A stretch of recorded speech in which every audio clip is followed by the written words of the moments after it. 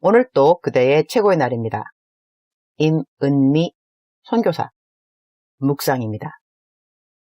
2020년 7월 17일 금요일 최고의 날.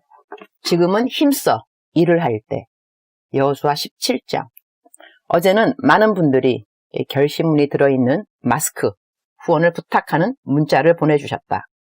이전에는 개척교회나 미자립교회 등에게 결심문이 들어있는 덧신으로 후원했는데 이번에는 단체뿐 아니라 개인이라도 전도를 하고 싶은데 재정의 부족으로 전도용품이 없는 분들에게도 드리겠다고 그렇게 미니 광고를 해서인지 교회들뿐 아니라 개인들도 많이 신청을 해왔다. 어제 나는 결심문 들어있는 마스크 주문 받느라 내 카톡엔 거의 불이 났다고 해도 과언이 아닐 듯 하다. 감사한 일이 아닐 수 없다. 이렇게 전도를 하겠다고 하시는 분들이 많으니 말이다. 덧신은 그동안 없어서 후원이 주춤했던 것 같은데 덧신도 곧 도착한다고 한다. 이 덧신 후원도 어떤 분은 꾸준하게 해주셔서 벌써 거의 4천만 원 헌금을 개인이 해주시기도 하셨다. 그분은 당신이 직접 전도하러 나갈 시간이 없다고 돈 버시는 대로 덧신 사라고 후원금 보내신 것 같다. 그분이 요즘은 마스크 사라고 또 계속 후원금을 보내신다고 한다. 이런 분은 나에게 후원금 보내시는 것 아니고 후원용 덧신 후원금을 따로 담당하는 분에게 보내신다.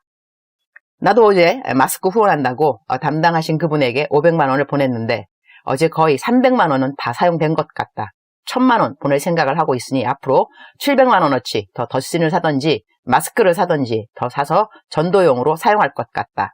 그런데 어제 어느 분이 마스크 회사를 시작하게 되었다고 마스크 만들자마자 첫 번째로 아프리카로 보내시겠다고 하셔서 그 마스크 아프리카에서 받기엔 힘드니 요즘 나 안 그래도 한국에서 예수님 믿겠다는 결심문 넣어서 마스크로 전도하고 있으니 그 마스크 한국에서 전도용으로 사용하게 해달라고 했다. 내가 8월 24일 케냐로 돌아간다고 했더니 그 전에 보내주시겠다고 한다. 몇 개를 보내주실는지는 모르겠다.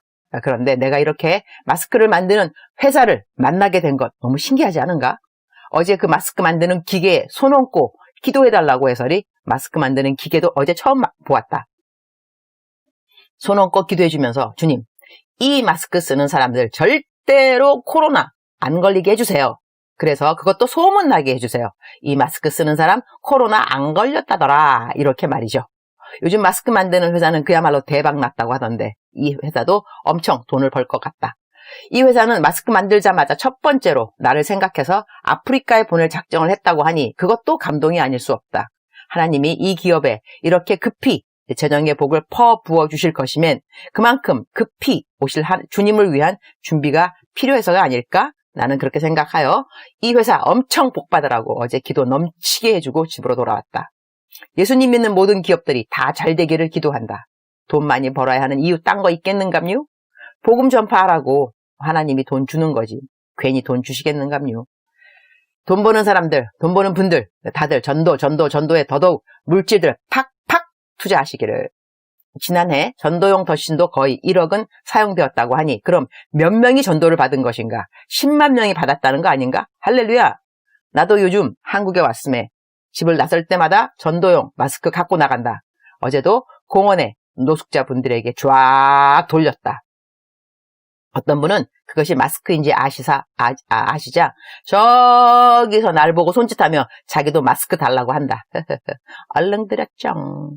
고토에 옷 사러 가서는 옷 사고 난 다음 이거 마스크예요 라고 드리면 다들 반갑게 받는다.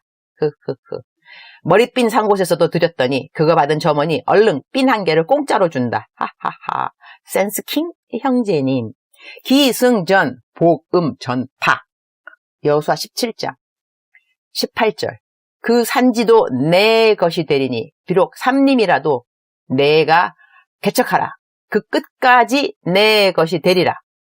가나안 족속이 비록 철병거를 가졌고 강할지라도 내가 능히 그를 쫓아내리라 하였더라. But the forested hill country as well, clear it, and its farthest limits will be yours. Though the Canaanites have iron chariots, and though they are strong, you can drive them out. 오늘 묵상 본문 말씀은 여호수아가 요셉 지파에게 하는 말이다. 본문의 배경을 그대로 옮겨본다. 여호수아 17장 14절. 요셉 자손이 여호수아에게 말하여 이르되 여호와께서 지금까지 내게 복을 주심으로 내가 큰 민족이 되었거늘 당신이 나의 기업을 위하여 한 제비, 한 분깃으로만 내게 주심은 어찌함이니까 하니 여호수아가 그들에게 이르되 내가 큰 민족이 되므로 에브라임 산지가 내게 좁을진데 너무 좁을진데 브리스 족속과 르바임 족속의 땅 삼림에 올라가서 스스로 개척하라 하니라. 요셉 자손이 이르되 그 산지는 우리에게 넉넉하지도 못하고 골짜기 땅에 거주하는 모든 가나안 족속에게는 벳스안과 그 마을들에 거주하는 자이든지 이스라엘 골짜기에 거주하는 자이든지 다 철병거가 있나이다 하니 여호수아가 다시 요셉의 족속 곧 에브라임과 므낫세에게 말하여 이르되 너는 큰 민족이요 큰 권능이 있은즉 한 분깃만 가질 것이 아니라 그 산지도 내 것이 되리니 비록 삼림이라도 내가 개척하라. 그 끝까지 내 것이 되리라. 가나안 족속이 비록 철병거를 가졌고 강할지라도 내가 능히 그를 쫓아내리라 하였더라. 여호수아가 참으로 지혜롭게 더 많은 땅의 분깃을 요구하는 요셉 자손들에게 이르는 말이다. 격려하면서 칭찬도 하면서 도전도 하면서 너 참 욕심이 많구나. 받은 것을 족한 줄 알아야지. 이렇게 말할 수도 있었을 터인디 그들에게 거저 땅을 주지는 않지만 땅을 차지할 수 있도록 개척 정신을 불어넣어 주었다고 하는 것. 더 원하니? 그러면 더 일을 해. 공짜로 땅을 더 달라고 하지 말고 이런 말이었던 것이다. 우리들의 삶의 영역에도 무엇을 더 필요로 한다면 그 필요한 것에 대한 기도도 필요하지만 내가 마땅히 해야 할 도전적이고 진취적인 일이 있다면 그것도 찾아서 할 수 있어야 하지 않을까? 나는 지금까지 전임 사역을 한 지 어느덧 33년이 된다. 사역을 하면서 배웠던 첫 번째 레슨은 모든 일에 감사해야만 하는 태도였다. 감사는 나에게 있어서 선교지에서 생존의 스킬 넘버 1 레슨이라고 하겠다. 그 다음으로 나는 재정에 대한 레슨을 일찌감치 배웠는데 그때 배웠던 것은 사람은 사랑할 대상이지 기대할 대상은 아니다 하는 것이었다. 나는 그 이후로 선교 헌금을 얼마를 받던지 누구로부터 받던지 사람은 의지하지 않는 것을 배웠다. 그리고 그들은 나를 돕는 것이 아니라 하나님의 일을 한다고 하는 것. 나는 그러한 모든 분들의 선교 헌금의 액수가 얼마이든지 모두 다 고맙지만 그 누구도 의지해야 할 이유는 없다고 하는 것. 선교지 가자마자 철저하게 주님이 가르쳤던 것이 그것이라고 나는 생각한다. 내가 다시 케냐로 재파송 선교사로 돌아간 이후 나는 처음에는 약 3천만 원으로 시작해서 요즘은 한 달에 적어도 6,7천만 원의 선교 후원금을 받고 있는 것 같다. 5,000원 계좌 후원하시는 분들 요즘도 매일같이 꼬박꼬박 후원자 공책에 이름을 쓰면서 그들의 기도 제목을 주님께 올려드린다. 내가 기록하는 모든 이름들은 천국의 생명책에도 그대로 기록되게 해주십사 하는 그런 기도도 함께 드린다. 요즘은 너무 피곤해서 집에 오면 그대로 쓰러질 때가 있어서 어떤 날은 하루씩 미뤄지는 날도 있지만 그래도 거의 매일 꼬박꼬박 이 일을 한다. 5,000원 계좌임에도 이렇게 헌금이 많이 모이는 이유 중 하나는 기도 제목을 보내셨던 분들이 기도가 응답되었다고 감사 헌금들을 많이 보내주셨기 때문에 헌금이 많아지게 되기도 했다. 기도 응답은 주님이 들어주시는 것이니 주님께 감사. 나는 세상의 사람들 사이에 공짜 없다고 믿는 사람이다. 하나님과 우리에게는 공짜가 너무 많다. 해, 바람, 공기 등등등. 그러나 사람들 사이엔 공짜 없는 것이다. 나는 선교 헌금 후원 받는 거 공짜라고 생각 안 한다. 내가 할 수 있는 만큼 갚아주려고 한다.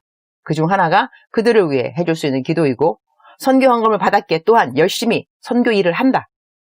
가난한 현지인들에게 양육도 배급하고 요즘은 청소년 센터 짓는 일도 남편이 시작했다. 농구대 만든다고 요즘 땅을 고르는 일을 하고 있다고 한다. 여기에 청년들 100명가량이 와서 자원봉사를 한다고 하니 그것도 감사한 일이 아닐 수 없다.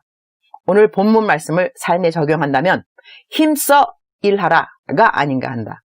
일할 수 있을 때는 일을 해야 한다. 게으름은 죄이다. 복음을 위하여 뛸 수 있을 때 뛰어야 하는 것이다. 이제는 복음을 자유하게 전할 수 없는 때도 올 것이기 때문이다.